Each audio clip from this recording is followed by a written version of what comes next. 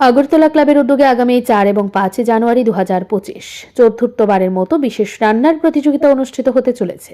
ক্লাবটি আগরতলা কলেজ টিলা এলাকায় অবস্থিত এবং সাংস্কৃতিক ও সৃজনশীল কার্যক্রমে এর বিশেষ পরিচিতি রয়েছে। সম্প্রতি একটি সাংবাদিক সম্মেলনের মাধ্যমে এই প্রতিযোগিতার বিষয়ে বিস্তারিত তথ্য জানানো হয়েছে। এই রান্নার প্রতিযোগিতার মূল লক্ষ্য হল প্রতিভাবান রন্ধন শিল্পীদের জন্য একটি প্ল্যাটফর্ম তৈরি করা এবং নতুনত্বকে উৎসাহিত করা। অংশগ্রহণকারীরা ঐতিহ্যবাহী এবং আধুনিক রান্নার মাধ্যম তাদের সৃজনশীলতা প্রদর্শন করতে পারবেন। সৃজনশীলতা এবং প্রতিভার বিকাশ প্রতিযোগিতাটিকে অংশগ্রহণকারীদের রান্নার দক্ষতা এবং সৃজনশীলতাকে উৎসাহিত করবে।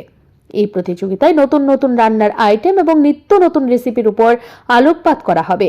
বিভিন্ন স্তরে মানুষের মধ্যে সম্পর্ক গড়ে তোলা এবং সাংস্কৃতিক বিনিময় বাড়ানো, স্বাস্থ্যকর খাবার এবং পুষ্টির উপর বিশেষ গুরুত্ব প্রদান। প্রতিযোগিতাটি চলবে 5 জানুয়ারি রবিবার 3টি নির্দিষ্ট রান্নার আইটেমের উপর। বিশেষ আকর্ষণ হিসেবে থাকবে শরবত খাওয়ার প্রতিযোগিতা। প্রতিযোগিতায় অংশগ্রহণের জন্য নির্দিষ্ট কিছু নিয়মাবলী থাকবে, যা আগেই জানিয়ে দেওয়া হবে। ভারতের অন্যতম ব্র্যান্ড পেস্ট্রি।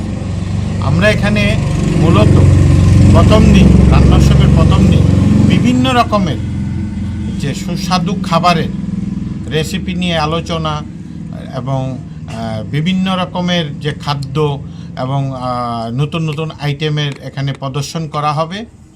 আমরা সমগ্র ত্রিপুরাবাসী কাছে আহ্বান রাখছি, আমন্ত্রণ জানাচ্ছি, আপনারা এই 2 দিন আগরতলা ক্লাবে আসবেন।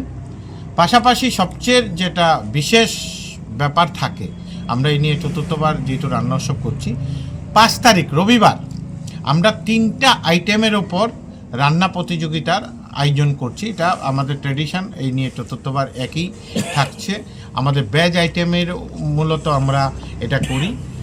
আমরা 3টা আইটেমের মধ্যে থাকছে veg fried rice, mixed veg, আলু মটর পনির। এই 3টা আইটেম যারা গৃহিণীরা আছেন ওনারা অন্যান্য বারের মতো এখানে এসে আমাদের আগরতলা ক্লাবে 2টা থেকে 3টার মধ্যে রান্না করে এনে জমা দেবে। ওনারা জমা দেওয়ার পর আমাদের বিচারক মণ্ডলী ফার্স্ট, সেকেন্ড, থার্ড 3টে ইভেন্টের 9 জনকে এখানে পুরস্কৃত করবে। তাছাড়া বিশেষ আকর্ষণ প্রত্যেকবারের মতো এবারও থাকবে শরবত খাওয়ার প্রতিযোগিতা। যিনি সবচেয়ে বেশি শরবত খাবে ওনাকে বিশেষভাবে সম্বর্ধিত করা হবে, পুরস্কৃত করা হবে। আয়োজকদের বিশ্বাস, এই ধরনের প্রতিযোগিতা কেবল সৃজনশীলতা বৃদ্ধি করবে না, বরং সমাজে ইতিবাচক পরিবর্তন আনবে এবং স্থানীয় সাংস্কৃতিক আরও সমৃদ্ধ করবে। আগামী জানুয়ারি এই প্রতিযোগিতা নতুন বছরে একটি স্মরণীয় সাংস্কৃতিক আয়োজন হিসেবে সকলের মনে দাগ কাটবে বলে আশা করা হচ্ছে। Video report, Riddhi network.